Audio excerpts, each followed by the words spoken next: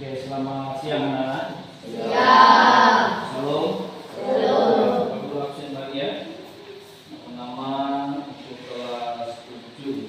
Faiz, Arka, Hadir. Irfani, Hadir. David Martin, Hadir.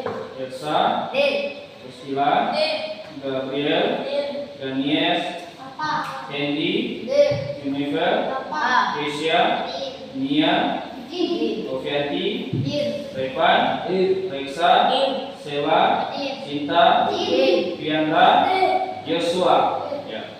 Oke. Tadi sudah kita awali dengan doa. Ya. Maka kita akan lanjutkan pembelajaran kita hari ini di babnya yang berapa? Apa di babnya yang ke berapa? Ke-6 ya. Itu bab kita hari ini. Babnya yang ke-6 ya. Pada bab yang sebelumnya masih ingat nggak kira-kira? Ya, babnya yang sebelum bab 6 berarti bab berapa? 5. Masih ingat nggak apa materinya di bab 5 itu? Hah? Baru aku jelaskan tadi. Masih ingat nggak? Setiap beribadah. Apa lagi? Itu materi kita selanjutnya tentang setiap beribadah, setiap berdoa, setiap membaca Alkitab. Ya, dari hari ini kita bicara tentang setia atau Alkitab penuntun hidupku. Oke, contoh yang setia beribadah, contohnya seperti apa? Orang yang setia beribadah, contohnya kayak gimana? Melakukan ibadah ya. Itu setia, orang yang setia beribadah tentu datang ke gereja ya kan. Di gereja apa saja dibuat? Hah? Berdoa, apa lagi? Membaca Alkitab, apa lagi? Menyanyi, apa lagi? Yang dibuat di gereja, ayo. Membaca Alkitab, berdoa, menyanyi, mendengarkan firman Tuhan, apa lagi? Hah? Memberikan persembahan. Nah, itu yang dilakukan, itu contoh-contoh orang yang setia beribadah ya. Yang setia berdoa, bagaimana orang contoh setia berdoa? Dia selalu berdoa setiap hari atau setiap saat. Siapa yang sebelum tidur berdoa?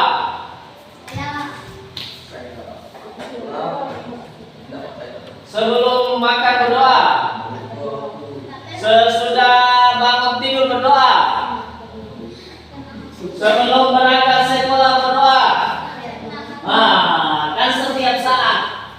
Selalu berdoa setiap hari atau setiap saat. Sebelum tidur berdoa, sesudah bangun berdoa, sebelum makan berdoa, sebelum berangkat kemana-mana berdoa. Namanya setia berdoa. Setia membaca Alkitab, contohnya seperti apa? Ya, namanya membaca, setia membaca. Tahu apa setia? Nah, apa itu setia, Pak? Tanya tahu setia ya tentu harus taat, ya, bukan setia ya. Jadi kalau setia membaca Alkitab bagaimana? Membaca Alkitab setiap hari. Iya, membaca Alkitab setiap hari, ya ke gereja jangan lupa Alkitab. Ada ya, siapa ada ya hafalannya sini? Ada yang bisa menghafal minimal satu apa? Tentang apa? Ya, bukan bacaan. Ya. Iya, ayat sendiri dalam Alkitab. Ada nggak kira-kira siapa yang bisa hafal satu ayat dalam Alkitab? Apa? Tentang apa? Ayat sendiri.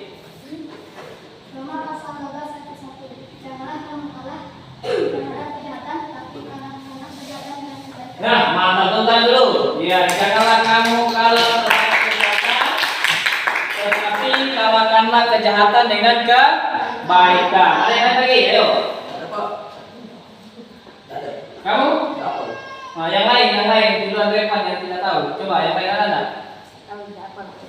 Oh, itu namanya setia membaca Alkitab. Jadi hari ini bicara tentang Alkitab, ya, atau Alkitab adalah penuntun hidup. Tahu arti menuntun?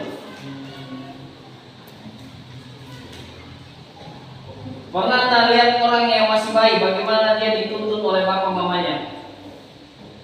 Ya namanya dituntun gini, betul? Nah, masih kecil, masih diajak jalan, jadi bapaknya jaga dia dari belakang supaya diajak gini. Dia masih kecil, bapaknya. Nah, itu namanya menuntun ya. Jadi Alkitab begitu dia tuntun hidup kita, ya. Menuntunnya kemana? Kepada yang baik itu, ya. Itu namanya Alkitab menuntun hidup, ya. Ya, kita menuntut hidup kita, ya. Dia tuntut kita ke hal-hal yang baik, ya. Ke hal-hal yang tentu kita bisa lebih baik lagi kita punya hidup. Apa tadi Alkitab? Ayo. Apa tadi Alkitab? Buku tentang Allah.